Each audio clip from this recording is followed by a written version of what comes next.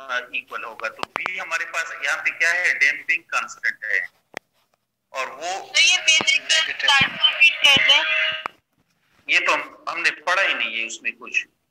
अभी हम इज्यूम कर रहे हैं कि हमारे पास जो लिक्विड है वो एग्जर्ट कर रहा है डैम्पिंग फोर्स। किस चीज पे वो ये डैम्पिंग फोर्स एग्जर्ट कर रहा है?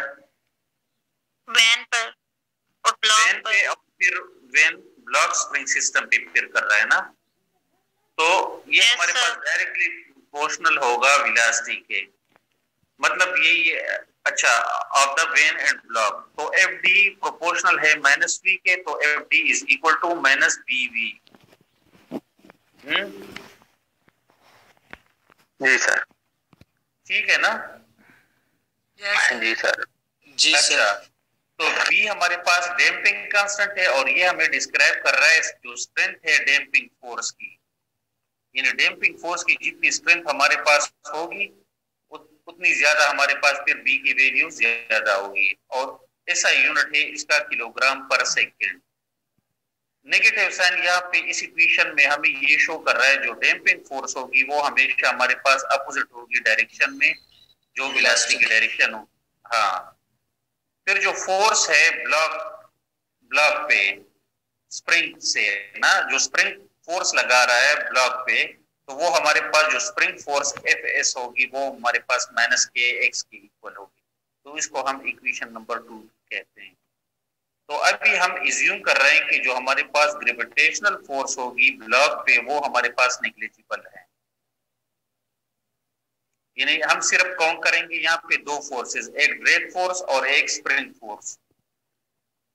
तो न्यूटन सेकंड लॉ हमारे पास अगर हम एक्स एक्सिस के अलोंग हम देख ले तो summation F X this will be equals to M A X, यानी ये हमारे पास एक्स एक्सिस के थ्रू लग रहा है। तो एफ एक्स में हमारे पास जो ड्रैग फोर्स है प्लस स्प्रिंग फोर्स, ये दो फोर्सेस है ना, ग्रेविटेशनल फोर्स को हमने निगलेक्ट किया हुआ है यहाँ पे, जी sir, is equal to M है।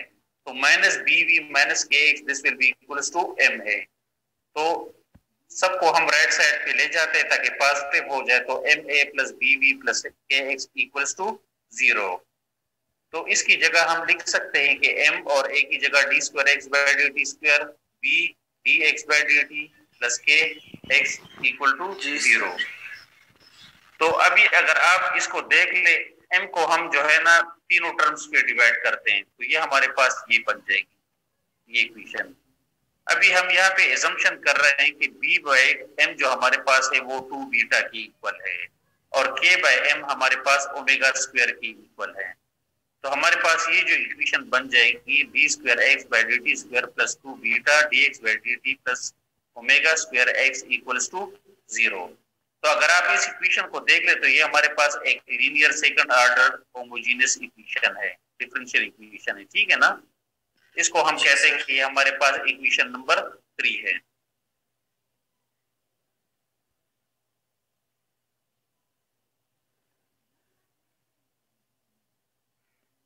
तो अभी हम सॉल्यूशन फाइंड करेंगे इस इक्वेशन का।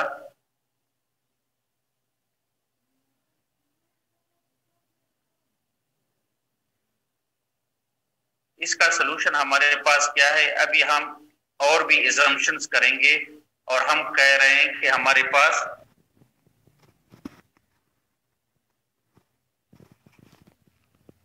जो सॉल्यूशन है वो जो हमारे पास इक्वेशन नंबर 3 का, इक्वेशन नंबर 3 किसी को याद है कि कौन सा इक्वेशन था हमारे पास?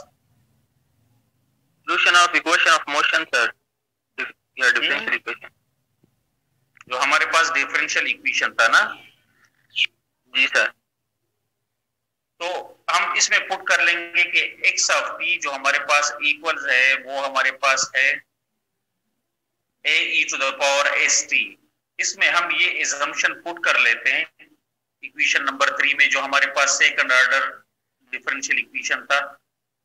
तो x ऑफ t की जगह हम a e to the power st put कर लेते हैं, और फिर इसका हम डेरिवेटिव ले लेंगे। ये तो आपको पता है ना कि किस तरह डेरिवेटिव लेते हैं। जी सर। जी सर, यस सर। तो जब हम डेरिवेटिव ले लेंगे तो हमारे पास ये इक्वेशन बन जाएगी a e to the power s t n to s square plus 2 beta s plus omega square equals to 0। तो ये जो हमारे पास amplitude A E to the power S T है, ये तो हमारे पास जीरो नहीं हो सकती, तो इट मींस कि ये जो हमारे पास इक्वेशन है ये हमारे पास जीरो होगी। तो अगर आप इस इक्वेशन को देख ले तो ये हमारे पास एक क्वाड्रेटिक इक्वेशन है, ठीक है ना, ए स्क्वायर एस और यहाँ पे जीरो। तो क्वाड्रेटिक इक्वेशन आपको फार्मूला याद है ना? Yes sir. Yes sir. कि अगर आपके पास x हो फॉर एग्जांपल, तो वो x is equal to minus B plus minus root B square minus 4ac divide by 2a। जी सर। Yes sir. जी सर। तो ये अप्लाई करके हमारे पास s की टू वैल्यूज हमारे पास आ जाएगी, एक s1 और एक s2 यहाँ पे आ जाएगी हमारे पास दो वैल्यूज s के।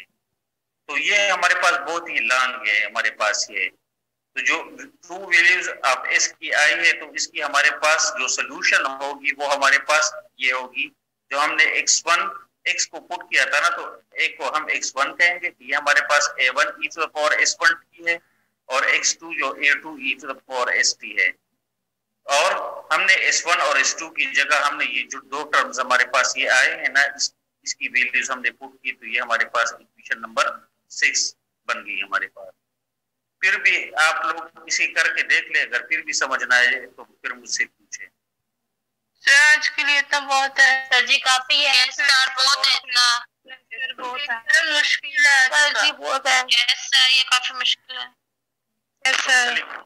इसको खत्म करते हैं, फिर जो बाकी है ना, मैंने तो उनको बहुत ज्यादा किया था रेगुलर वालों को, तो आपको थोड़ा सा कम हो जाएगा। सर उनकी सुबह क्लास होती है ना, इस वजह से वो हम तो। अच्छा, तो ठीक है, फिर देखते हैं ना, ये करते हैं, ये इतना मुश्किल नहीं है। Okay sir. अच्छा, तो ये हमारे पास वो वैल्यूज आ गई है, ठीक है। ये जो हमने सोल्यूशन को सुपरपोजिशन जो प्रिंसिपल है उससे हमने एड अप किया, x1 ऑफ t और x2 ऑफ t को हमने एड अप किया, ये हमारे पास एड अप हो गए। ये a1 और a2 जो हमारे पास है ये कांस्टेंट्स हैं, ठीक है। अच्छा, अभी हम ये करेंगे, जो हमारे पास रिस्टोरिंग फोर्स होगी जब हमारे पास ऑसिलेटरी मोशन होती है ना, तो उसमें जो रिस्टोरिंग फोर्स होगी उसमें वो रिस्टोरिंग फोर्स ग्रेटर होगी हमारे पास किस चीज से? डैम्पिंग फोर्स से, ठीक है ना। तो मतलब ये कि जो हम, तो जब हमारे पास रिस्टोरिंग फोर्स हमारे पास ग्रेटर होगी डैम्पिंग फोर्स है, तो इसका मतलब ये कि हमारे पास जो ओमेगा स्क्वायर है यहाँ पे जो है, इस इक्वेशन को अगर आप देख ले तो ओमेगा स्क्वायर हमारे पास ग्रेटर होगी बीटा स्क्वायर से, ठीक है ना। ओमेगा स्क्वायर से अगर ग्रेटर होगी बीटा स्क्वायर से, तो हमारे पास जो रिस्टोरिंग फोर्स है वो हमारे पास ऑसिलेटरी मोशन हमारे पास तब होगी जब हमारे पास रिस्टोरिंग फोर्स ग्रेटर होगी। तो अच्छा, इसको फिर सिंप्लीफाई करने के बाद ये जो हमारे पास डैम्प ऑसिलेटर है ओमेगा, ये हमारे पास एंगुलर फ्रीक्वेंसी है डैम्प ऑसिलेटर की, omega dash this is equal to square root of omega square minus beta square, ये जो हमारे पास है इस इक्वेशन में। तो ये हमने ओमेगा डैश की इक्वल पुट कर लिया, ठीक है ना। फिर ये करने के बाद ये फिर आप सारा कर ले, ये सारा जो है ना सिंपल मैथमेटिक्स है, जो लास्ट इक्वेशन है मैं उस पे जाता हूँ सिर्फ इसके, फिर हम इसको खत्म करते हैं। जी sir.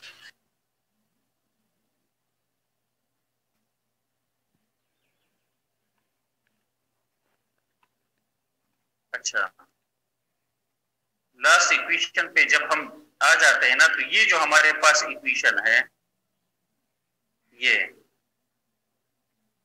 x of t this is equals to xm e to power minus bt divided by 2m, ये जो टर्म है हमारे पास अभी ये टर्म एड हुआ है ना, पहले हमारे पास फार्मूला क्या था? x is equal to xm cos omega t plus pi। Ji sir. Yes sir. तो जो हमारे पास एंगुलर डिस्प्लेसमेंट है वो भी हमारे पास चेंज हुआ है ओमेगा डैश, और वो मैंने आपको पहले बताया कि ओमेगा डैश हमारे पास किस चीज की इक्वल आता है, वो मैंने नोट्स में लिखा भी है अगर आप देख ले। और ये टर्म जो है e to the power minus bt divided by 2m, ये भी इसके साथ हमारे पास क्या हुआ? ऐड हुआ है इसके साथ। ऐड जी सर। ऐड हुआ है। तो ये जो हमारे पास सोल्यूशन है इक्वेशन 1 का, और ये हमें डिस्क्राइब कर रहा है जो मोशन है डैम्प्ड हार्मोनिक ऑसिलेटर का। जी सर। तो डैम्पिंग फैक्टर की वजह से ये टर्म भी हमारे पास अभी ऐड हुआ है, और ये जो ओमेगा है जो हमारे पास नेचुरल फ्रीक्वेंसी है वो हमारे पास कन्वर्ट हुए ओमेगा डैश में। ये जो हमारे पास फ्रीक्वेंसी है डैम्प्ड हार्मोनिक ऑसिलेटर की, ठीक है ना? जी सर। जी सर। चले यहाँ तक काफी था, फिर इंशाल्लाह जो है बाकी कल कर लेंगे। Okay sir. जज़ाकल्लाह सर। Okay sir. हाँ सर। फोर्स ऑसिलेशन और जो रेजोनेंस है ना वो फिर हम इंशाल्लाह कल करेंगे, ठीक है? जी सर। अल्लाह ओके सर। कल करें। अल्लाह ओके सर। इंशाल्लाह सर। ओके, अल्लाह हाफिज। अल्लाह हाफिज सर। हाफिज सर। अल्लाह हाफिज सर।